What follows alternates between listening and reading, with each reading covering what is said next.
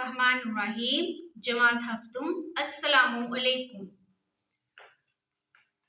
मैं आपकी उर्दू की टीचर हूँ और आज हम जो है ख़त के बारे में जानेंगे, ख़त के बारे में पढ़ेंगे। हमारा उन्वान है ख़त नवीसी। ख़त जो है इसके इस्तिलाही मायने हैं हाथ से लिखी गई तहरीर जो किसी के नाम लिखी जाए। नवीसी ये फ़ारसी ज़बान का लफ्ज़ है, इसका मायने है लिखना। तो यूँ ख़त नवीसी का मतलब हुआ ख़त लिखना।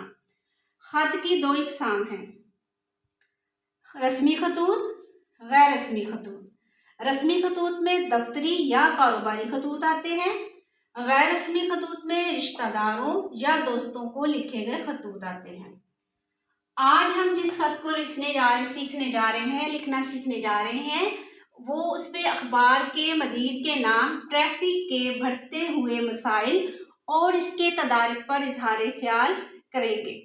तो ये हमारा ख़त जो है वो रस्मी खतूत में से कहलाएगा, क्योंकि ये किसी अखबार के मदीर के दफ्तर में लिखा जा रहा है, दफ्तर के लिए, तो ये रस्मी खतूत हुआ।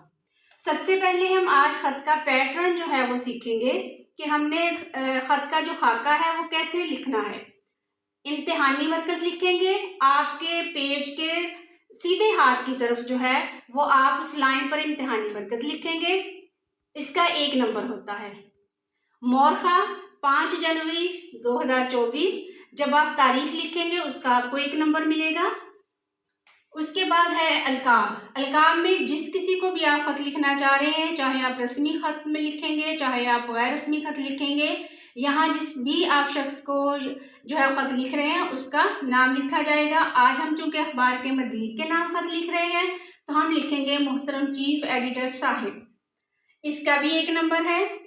फिर हम लिखेंगे अस्सलामुअलैकुम, इसका भी 1 नंबर है।